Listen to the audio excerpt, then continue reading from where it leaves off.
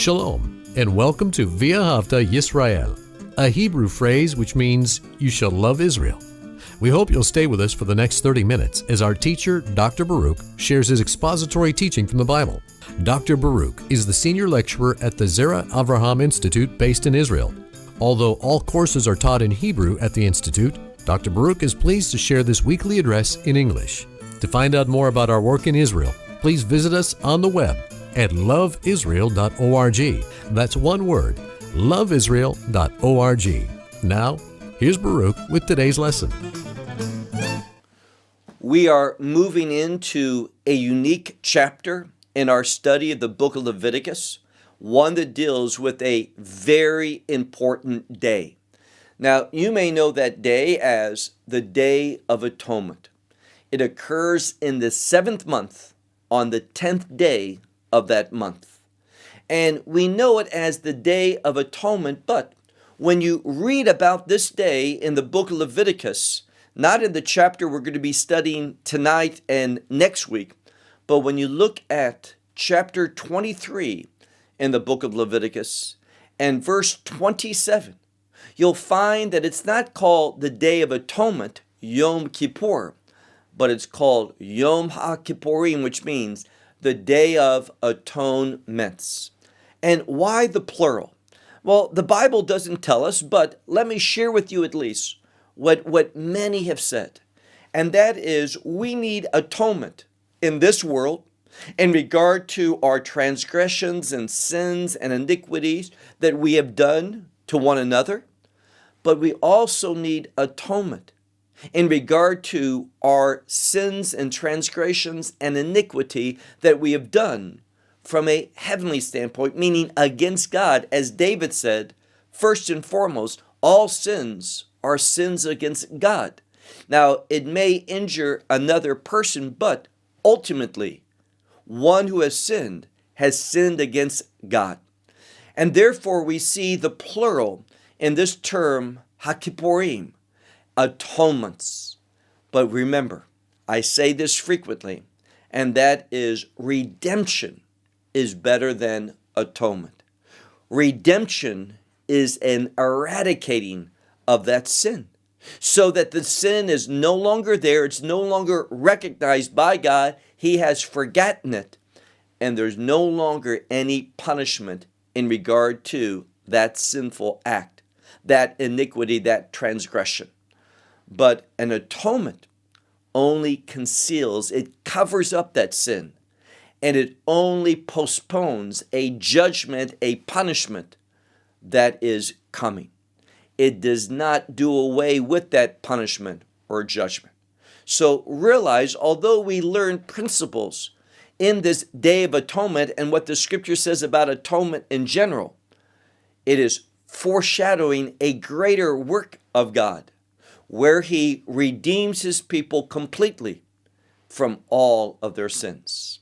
Well, with that said, take out your Bible and look with me to the book of Leviticus and chapter 16. We are going to begin this chapter this week at this time, but next week we'll complete the second half. Look with me, if you would, to verse 1. Leviticus chapter 16 and verse 1. And pay close attention to how this chapter begins, because we're going to see an event being repeated that we had previously studied earlier in this chapter. Verse 1. And the Lord spoke to Moses after the death of the two sons of Aaron, when they came forth, or when they drew near. And it's a word of drawing near for the purpose of making an offering. So they drew near before the Lord. And what happened? They died. Now, they died, but remember correctly, God slayed them. And why? Because they came into a place where they were not supposed to be. They came in there also at a time that God permitted no one to come in. And they offered up an offering, an incense offering that was not according to the instructions of God. What are we summarizing? In one thing, we are summarizing improper, incorrect worship. And it's very significant that when we look at the instructions concerning the Day of Atonement, that it begins by reminding us of improper worship. Here's the principle that we're supposed to glean from this. One of the most offensive sins is when we worship God improperly. And therefore we should always pause and make sure that how we're worshiping God is indeed biblically sound. And unfortunately today, there are numerous places that say that they love God, and let's be more specific, they say that they love Messiah Yeshua, Jesus Christ, and they're worshiping Him, but I would suggest to you that their forms of worship, what is being said, what is being done, the presentation, the appearance is not biblical worship. It does not meet the category for that which is pleasing in the eyes of God for worship. And therefore, this chapter gives us insight that when God speaks about the Day of Atonement, the thing that He brings to reference is improper worship. Look again. It says what the consequences were for this improper worship. It says, Vaya mutu, meaning they died. When we do not worship God properly, it brings about death. Look now to verse 2. And the Lord said to Moses, speak to Aharon your brother, that he should not come at any time, and that word "at" means season or opportunity, not just at any time, into the holy place, and then it's more specific. See, we have the holy place and also the most holy place. And he says the holy place, and then he says from the house of the parochet. Now, the parochet is the dividing thing. It's a curtain. We might think of it as it's said in the book of Matthew, chapter 27, where we speak of the veil. Also in Hebrews chapter 4, we have that same concept of a veil.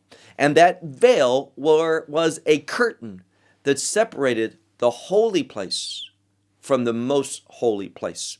And this is the emphasis. The most holy place, the Holy of Holies, is the place that we're speaking about, emphasizing on the Day of Atonement. Look again at verse 2.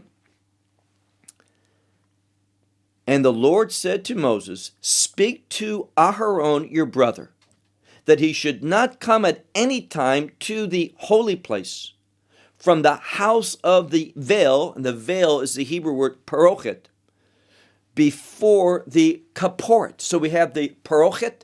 The parochet is the veil. And then we have the word kaport. The kaport, maybe your Bible will say mercy seat. It's the covering for the Ark of the Covenant, or the Ark of the Testimony.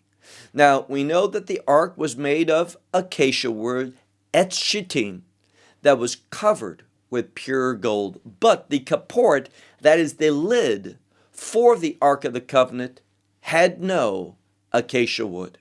It was made of pure gold, solid gold. And this is what's being emphasized here. And upon that kaport were also made the two cherubim, and we talked about this in not too distant study. And therefore, this is what's being emphasized. Before the kaport, that is the mercy seat, which is upon the ark.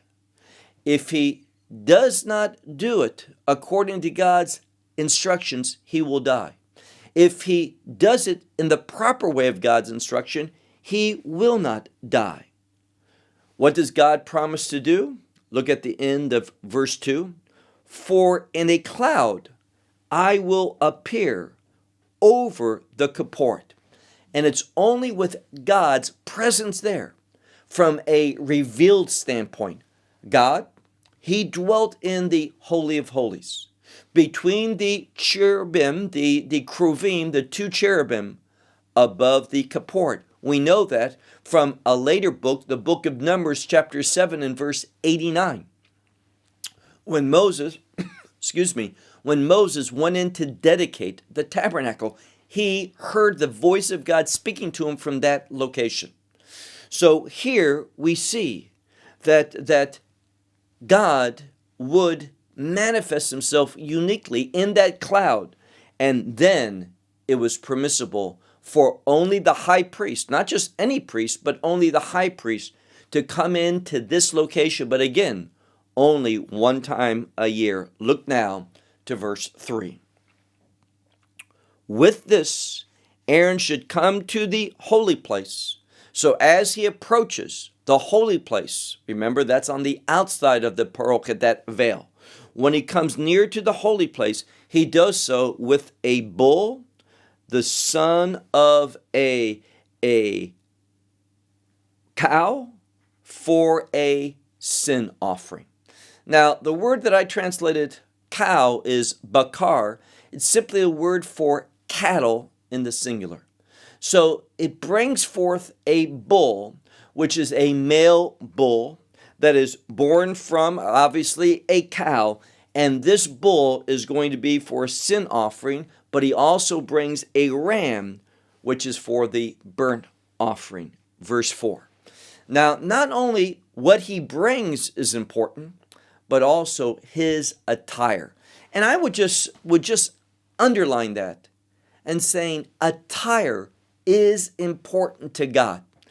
And to me, and I'm just going to say this from a personal standpoint, you can make a decision whether what this verse is going to say in verse 4 is related to what I'm going to say right now.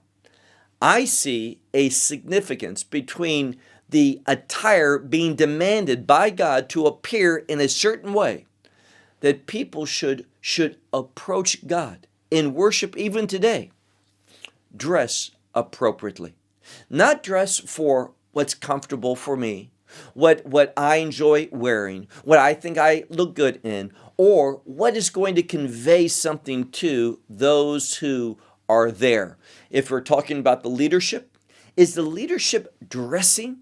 And the leader in particular, the one who's going to be leading and sharing the teaching, or the one leading worship, are they doing it to fit in and please the ones who are attending? Or are they doing it with a sensitivity? Notice what the text says, verse 4. When Aharon, the high priest, comes at that one time, and we know that from a later chapter, on the 10th day of the 7th month, when the high priest goes in, it says, verse 4, a linen tunic, and then it says holy. What does that mean? Set apart. One that's purposeful, one that is for this specific purpose. So the tunic that's linen, for this purpose, he shall be clothed. And also the linen trousers, the linen pants that shall be upon his flesh. And also, there should be a sash, an avnet, a sash that is also linen that should gird him, and also a mitznefet, that is a turban. A turban, a unique one of linen, shall be placed upon his head.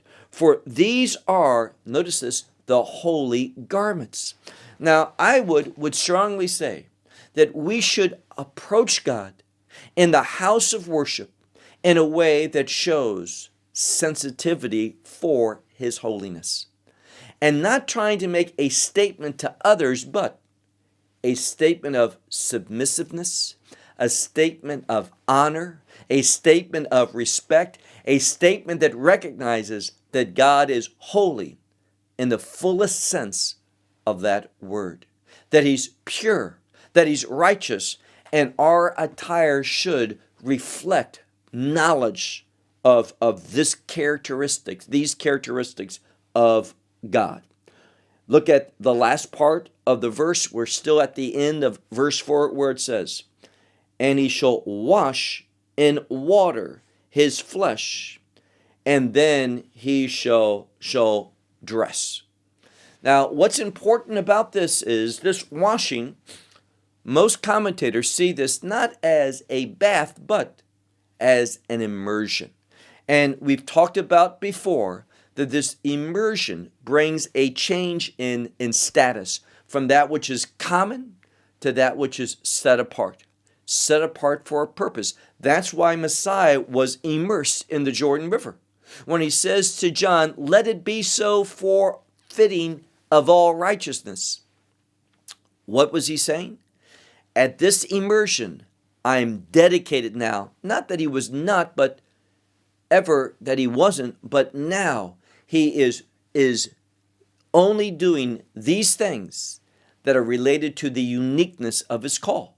Doesn't mean that there was something problematic beforehand, but whereby he was, up until the time that he began his ministry, he was living a holy life, a righteous life, a life without sin, but in this world, doing the normal things that individuals do, but never having sin. But when he immersed, he was beginning. He was setting himself apart specifically for this role that God had given to him. So the immersion signifies a change of status that relate to the purposes of God. Look now to verse 5.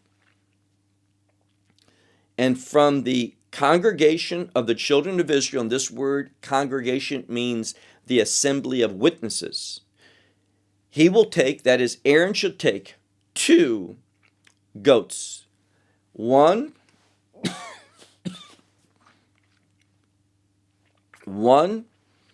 is for a sin offering, and also a ram that is going to be for a burnt offering. Now, he takes 2 goats and a ram.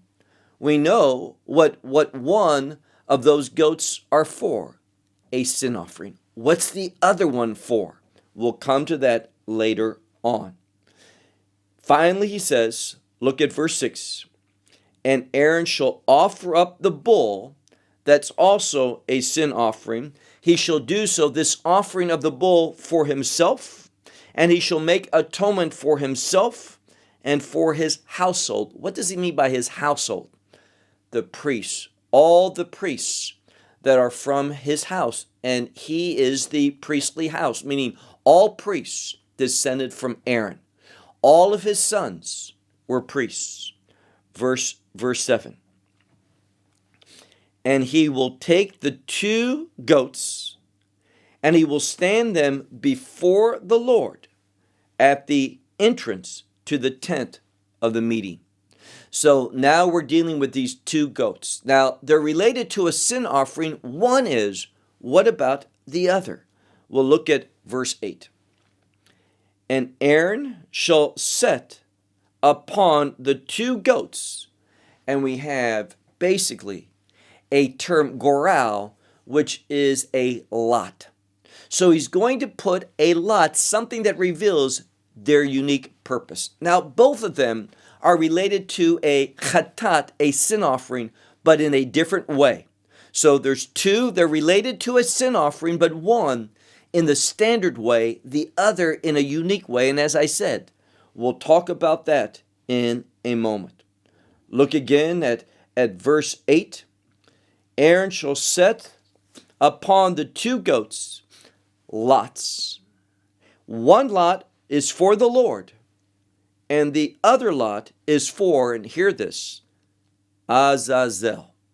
So Azazel, we're going to see, is a place that's in the wilderness that speaks about judgment. And we'll see why in a moment, but let's press on. Look, if you would, to verse 9. And Aaron shall bring forth the goat, which went up upon it, the lot for the Lord. So now we're dealing with the first goat. And this goat had the lot that was unto the Lord. And what should he do with it? As I said, look now to the end of verse 9. Ve asahu chatat. He shall make it a sin offering. But notice something else. Verse 10. But the goat which went up upon it, the lot for Azazel. He's going to do something very different. And what is that?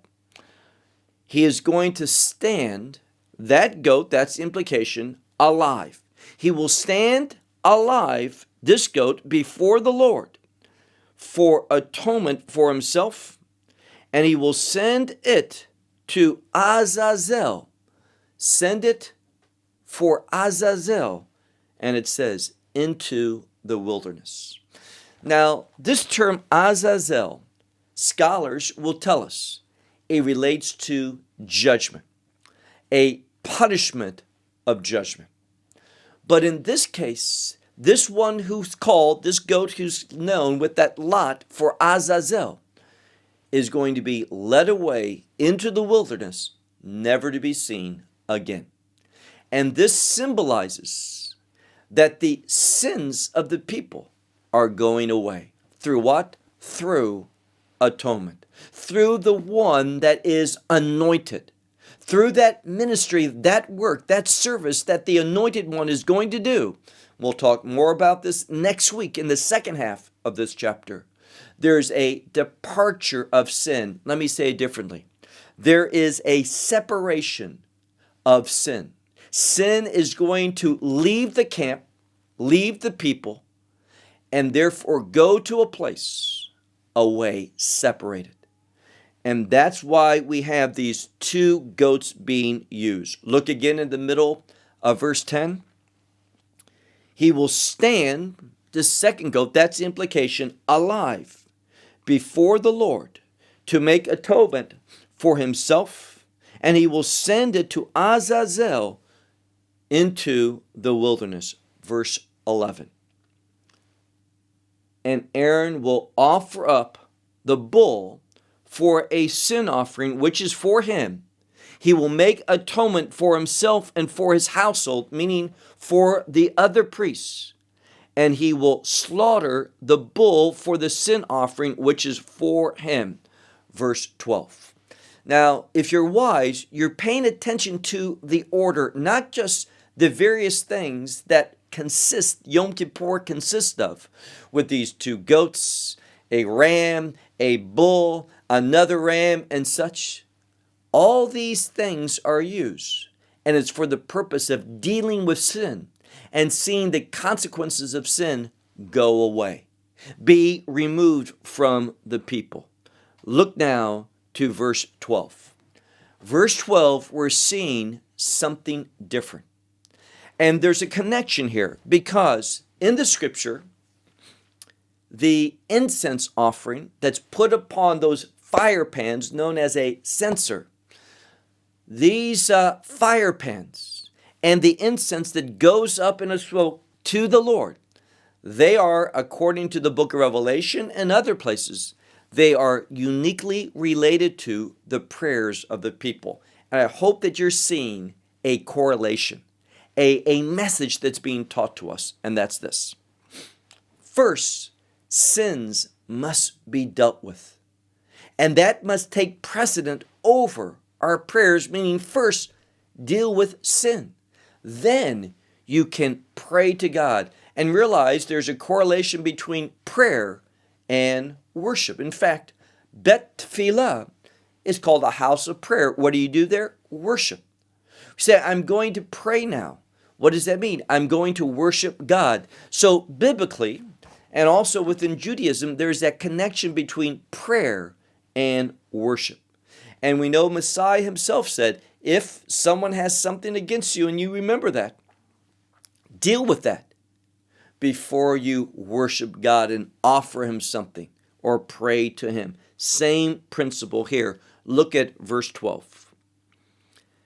And he shall take a full censer, a full fire pan, and it means here with the coals that are burning, coals of fire. So in that pan, you've placed it in to where there's coals burning with fire. And it says, which is upon the altar before the Lord. and you fill a handful of incense that are made of spices which are thin, and you bring them from the house of the parochet, meaning you bring them from the holy place. Now, this is very informative. Look at the end of verse 12. This is telling us something that we see not in the law, only this reference to it, but what we see in the book of Hebrews. And that is, there was a special incense altar in the Holy of Holies that we don't hear anything about. There's a reference here. We don't hear anything of that until the book of Hebrews tell us as well. So this kind of confirms that the writer of Hebrews, being inspired of the Holy Spirit, obviously he's correct, because it tells us here, he shall take a full censer that was upon the altar where there were burning coals from before the Lord, a full amount of incense, these thin spices, and brings them from, says here, from Bet La Parochet, that is, from the house of that parochet, that veil, meaning the other side. This is what's so important. Verse 13. And he shall set upon it, meaning place the incense upon the fire before the Lord. And what happens? A cloud of incense will cover the kaport, the mercy seat, which is upon the testimony, that is the ark of testimony, and he will not die. This is what we talked about earlier in this passage, where? At the end of verse 2.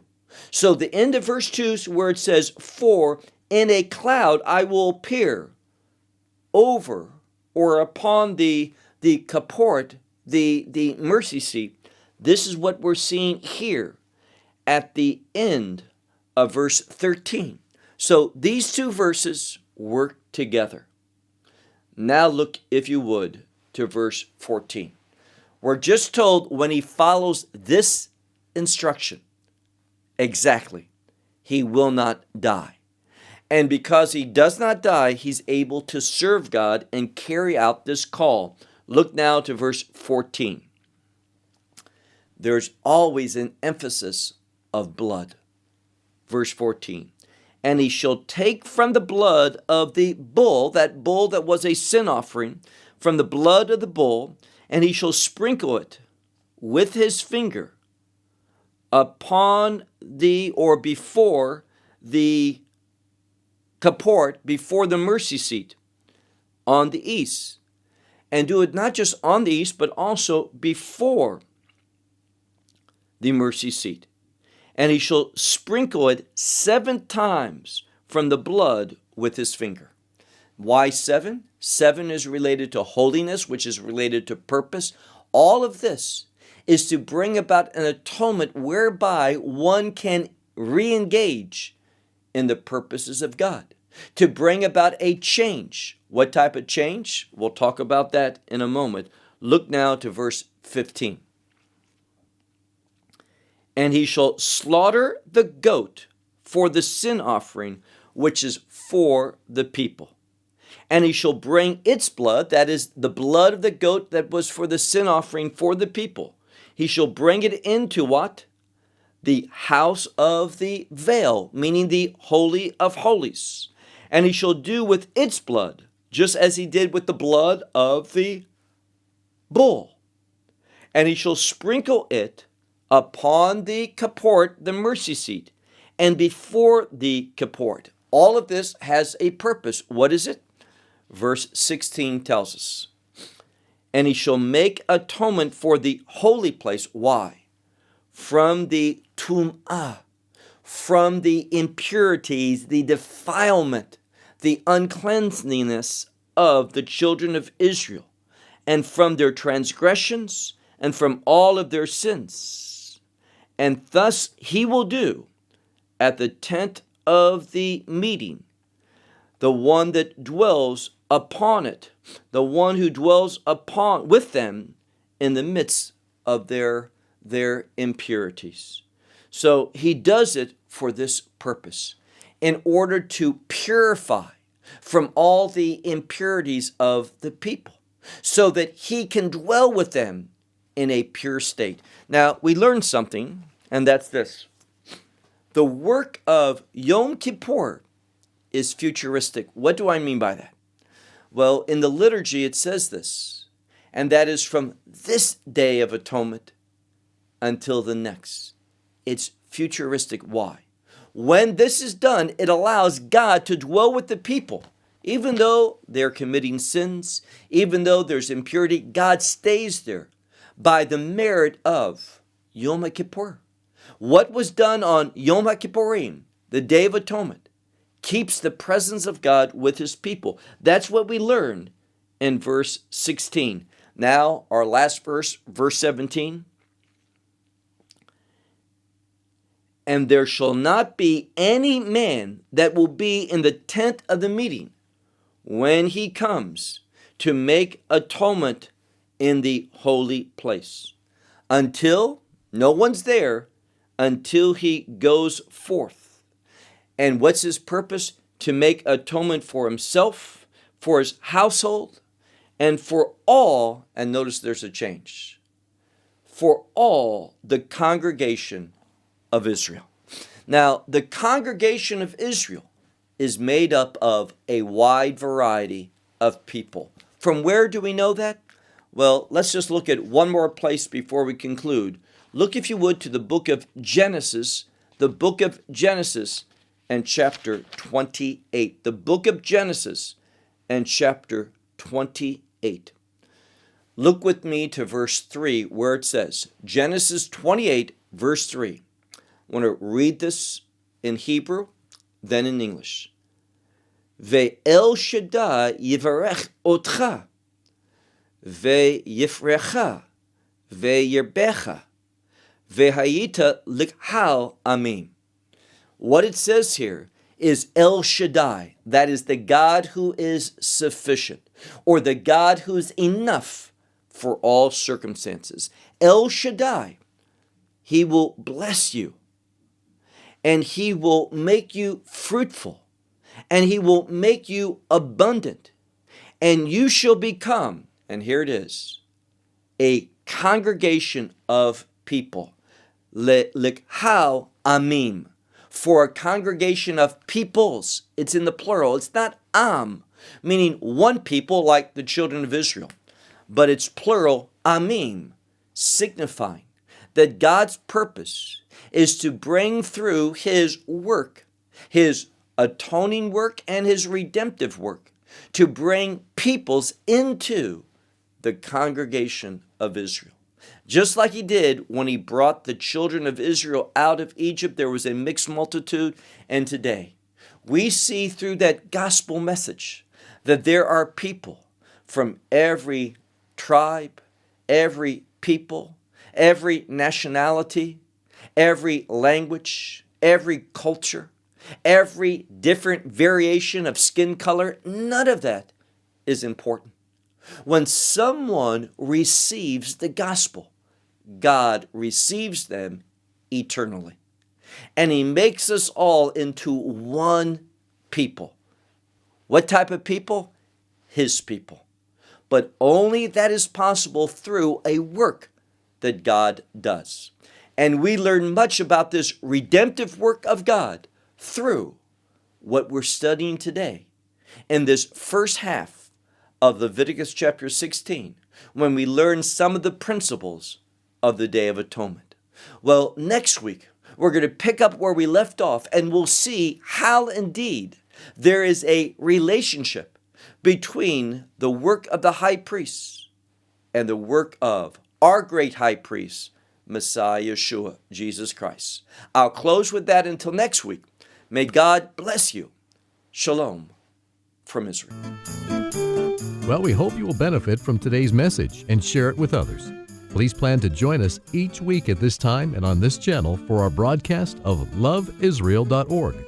Again, to find out more about us, please visit our website, LoveIsrael.org. There you will find articles and numerous other lectures by Baruch.